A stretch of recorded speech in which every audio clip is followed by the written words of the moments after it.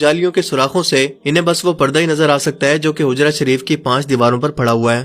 اس طرح سلام پیش کرنے والے زائرین اور آپ صلی اللہ علیہ وآلہ وسلم کی قبر مبارک کے درمیان صرف چند گز کا فاصلہ ہوتا ہے، لیکن انہی چند گز کے فاصلوں کے درمیان تقریباً 4 دیواریں بنی ہوئی ہیں۔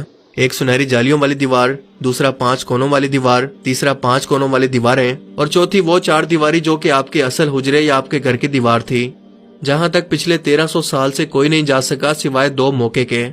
ایک بار سن 51 ہجری کے اندر حضرت عمر بن عبدالعزیز رحمۃ اللہ علیہ کے دور میں ان کا غلام، اور دوسری بار سن 881 ہجری کے اندر معروف مورخ علامہ السمودی کے بیان کے مطابق وہ خود گئے۔ نور الدین زنگی رحمۃ اللہ علیہ کے دور میں جب کچھ یہودیوں نے سرنگ کھود کر آپ صلی اللہ علیہ وآلہ وسلم کے جسم مبارک کو چرانے کی کوشش کی تھی، تب آپ نے جو سیسا پلائی دیوار بنائی تھی وہ زمینی تھی، یعنی قبر کے نیچے تھی، نہ کہ اس کے آس پاس، تقریباً 200 فٹ نیچے۔ اور جو واقعہ میں پاؤں نظر آیا تھا وہ بھی سرنگ کے ذریعے ہی نظر آیا تھا، نہ کہ قبر مبارک کی طرف سے۔ بہرحال اس موقع پر یہ ثابت نہیں ہے کہ انہوں نے بھی قبر کی زیارت کی تھی۔ کہا جاتا ہے کہ سن 91 ہجری سے لے کر سن 881 ہجری تک تقریباً 800 صدیاں کوئی بھی شخص آپ صلی اللہ علیہ وآلہ وسلم کی قبر مبارک کو نہیں دیکھ پایا۔ اس کے بعد سن 881 ہجری میں حجرہ مبارک کی دیواروں کے بوسیدہ ہو جانے کی وجہ سے ان کی دوبارہ تعمیر کرنا پڑی۔ علامہ نور الدین ابو الحسن السمودی رحمۃ اللہ علیہ مدینہ منورہ میں موجود تھے، جنہوں نے ان دیواروں کی تعمیر نو کے کام میں خود حصہ لینے کی سعادت حاصل کی۔ وہ لکھتے ہیں کہ 14 شعبان سن 881 ہجری کو یہ 5 دیواریں مکمل طور پر گرا دی گئیں، جس کے بعد دیکھا گیا کہ اندرونی 4 دیواروں کے اندر بھی دراڑیں پڑ چکی ہیں، تو ان کو بھی گرا دیا گیا۔ وہ کہتے ہیں کہ میری آنکھوں کے سامنے اب وہ مقدس حجرہ تھا، مجھے اندر داخلے کی اجازت ملی، میں نے ایسی خوشبو محسوس کی جو کہ میں نے زندگی میں اس سے پہلے کبھی محسوس نہیں کی۔ میں نے رسول کریم صلی اللہ علیہ وآلہ وسلم اور آپ کے دونوں خلفاء کی خدمت میں ادب سے سلام پیش کیا۔ آپ کا حجرہ مبارک مربع شکل کے اندر تھا، اس کی 4 دیواریں کالے رنگ کے پتھروں سے بنی تھی، جیسے خانہ کعبہ کی دیواریں بنی ہیں۔ اس 4 دیواری میں کوئی ایک بھی دروازہ نہیں تھا۔ میری پوری توجہ ان 3 قبروں پر جمی ہوئی تھی کہ کہیں ایک بھی لمحہ مجھ سے ضائع نہ ہو جائے۔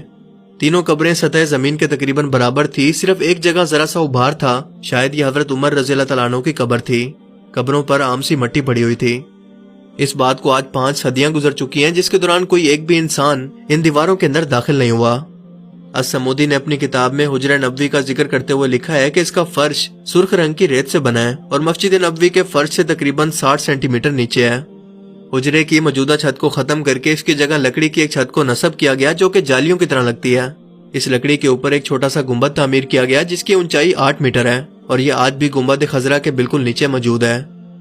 علامہ السمودی کی وفات ہوئی 911 ہجری میں، اور سن 881 ہجری یا 1470 عیسوی سے لے کر اب تک تقریباً 550 سال کے عرصے میں کوئی ایک بھی انسان نبی پاک صلی اللہ علیہ وآلہ وسلم کی قبر مبارک کی زیارت نہیں کر سکا۔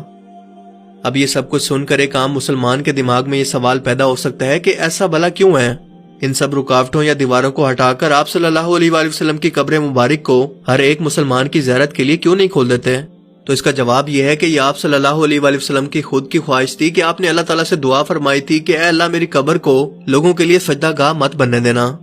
یہ چیز آپ نے خود اللہ تعالیٰ سے مانگی تھی جو کہ آپ کو عطا کی گئی۔ لیکن آپ بھی سوچتے ہوں گے کہ ایسا بھلا کس لیے؟